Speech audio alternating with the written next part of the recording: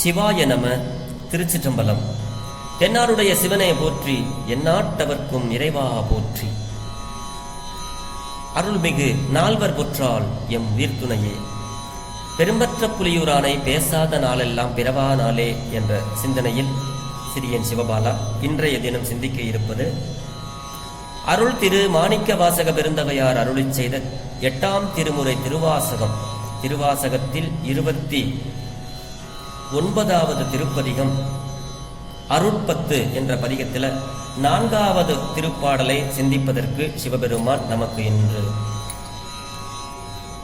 அருள் புரிந்திருக்கிறார். தெரிந்த வரையில் இந்த பாடலை உங்களோடு பாடி பகிர்கிறேன்.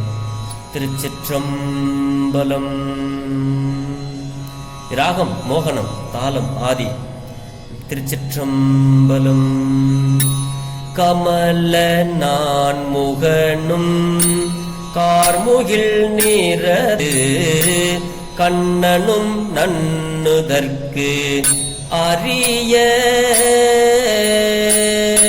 விமலனே எமக்கு வெளிப்படா என்ன விமலனே எமக்கு வெளிப்படா என்ன வியந்தழல் வெளிப்பட்ட எந்தாய்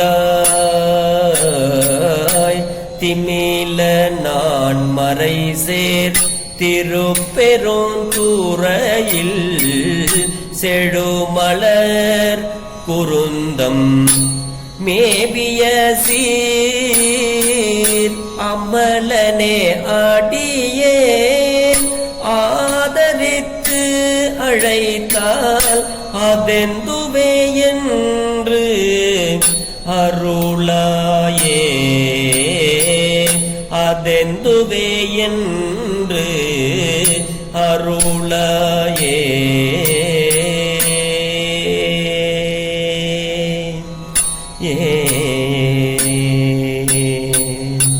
திருச்சிற்றம்பலம். கமல நான்முகனும் கார்முகில் நிறத்து கண்ணனும் நன்னுதற்கு அரிய விமலனே அப்படிங்கிறாரு மாணிக்க வாசக பெருந்தகையார். இந்த கமல நான்முகன் அப்படின்னா, கமலம்னா தாமரை மலர். அப்படி தாமரை மலரில் எழுந்தருளி இருக்கிறவன் நான்முகனாகிய பிரம்மன். இந்த பிரம்மனும் அடுத்தபடியா கார்முகில் நிறத்து கண்ணனும். கார்முகில்னா கரிய மேகம். அப்படி கரிய மேகம் போன்ற நிறத்தினை உடைய கண்ணனும் அணுகுதற்கு அரிய அனாதியே மலம் அற்றவனே அப்படிங்கிறாரு. கண்ணனும் நன்னுதற்கு அரிய விமலனே. இந்த விமலனே அப்படின்னா மலமற்றவன், வினையற்றவன், அதுதான் விமலனே அப்படிங்கிறாரு.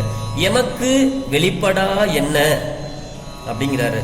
பெருமானே எமக்கு எனக்கு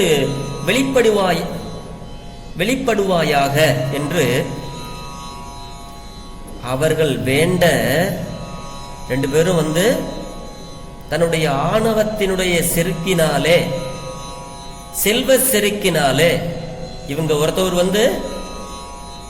நான் தான் இந்த படைப்பு தொழிலை செய்கிறேன், அதனால் என்னால் தான் இந்த உலகம் இயங்கிக் கொண்டிருக்கிறது. அவருக்கு ஆணவம்.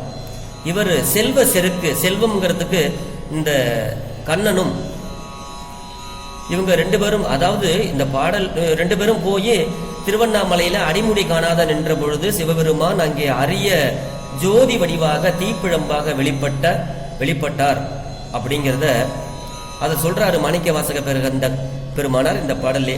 அப்படி வெளிப்பட்ட எந்தையே, என்னுடைய தந்தையே அப்படிங்கிறாரு. இவங்க ரெண்டு பேராலையும் பார்க்க முடியாது. திருப்பி வந்துட்டாங்க, சிவபெருமான்கிட்டே திருப்பி வந்துட்டாங்க. சாமி என்னால முடியல. அது ஒரு பெரிய வரலாறு. அப்படி இவங்களாலேயே பார்க்கலையேன்னு வினையில்லாம அவங்களுக்கெல்லாம் வெளிப்படாத நீ வியன் தழலாய் வெளிப்பட்ட என் தந்தையே திமில நான்மறை சேர். அப்படி திமில நான்மறை சேர் திருப்பெருந்துறை. இந்த திமிலம் அப்படின்னா பேரொளி, பேரொளியாக மறைகள் 4 மறைகள் சேர்ந்து எப்பொழுதும் ஓதப்படுகின்ற ஊராம் இந்த திருப்பெருந்துறை. செழு மலர்கள், செழுமையான மலர்கள் எல்லாம் அந்த ஊரிலே பூத்து குலுங்குகின்றனவாம். அதுதான் சுவாமி சொல்றாங்க, செழுமலர் குருந்தம் மேவிய சீர். குருந்த மரத்தும் மேல குருந்த மரங்கள் எங்க பார்த்தாலும் அதுல மலர்கள் எல்லாம் பூத்து குலுங்குதான். அப்படி சீர்னா புகழுடைய அமலனே. அமலன் அப்படின்னாலும் விமலன் அப்படின்னாலும் வினையில்லாதவன் அப்படின்னு அர்த்தம். மலமே இல்லாதவன் தான் அமலனும் விமலன் அப்படி சொல்லுவாங்க பெருமானுக்கு. அப்படி அமலனே அடியேன், உன்னுடைய அடியேனாகிய நான் உம்மை விரும்பி ஆதரித்து அழைக்கிறேனே, அது என்ன அப்படின்னு ஒரு வார்த்தை உன்னுடைய திருவாய் மலர்ந்து என்னை கேட்டு எனக்கு அருள் செய்ய மாட்டியா? என்னன்னு ஒரு வார்த்தை கேள் சுவாமி, எனக்கு கேட்டு அருள் செய்.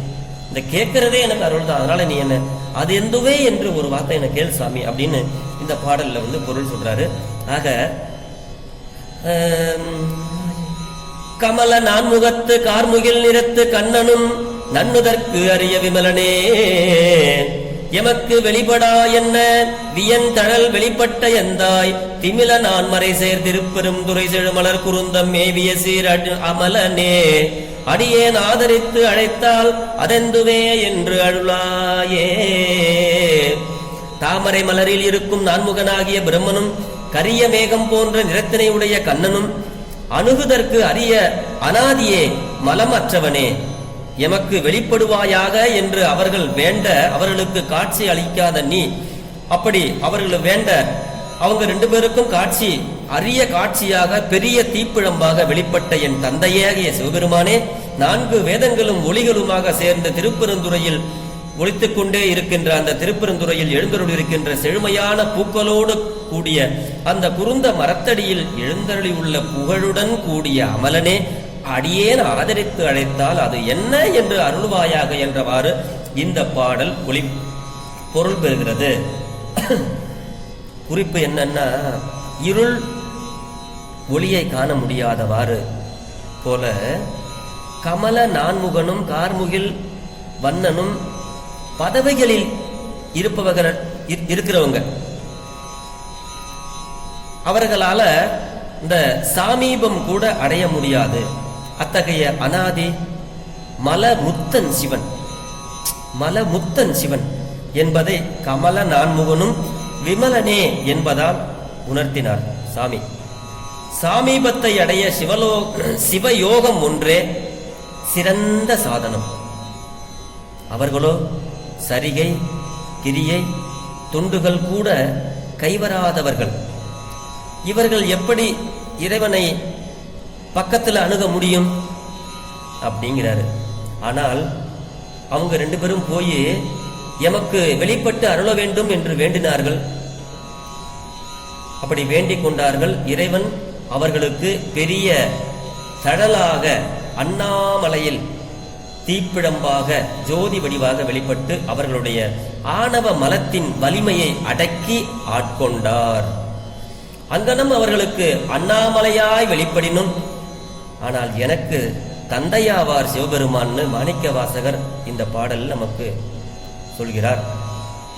விமலனும் அமலனும் ஆகிய பரசிவத்தை ஆதரித்து அழைத்தாலே மாய சுத்திக்குரிய உபாயம் என்பது அங்கனம் அழைக்க எமக்கு அது என்ன என்று கேட்டுக்கொண்டே வெளிவந்து அருள்வான் என்ற பயனும் உணர்த்துதலின் இது மகா மாய சுத்தியாதல் காண்க.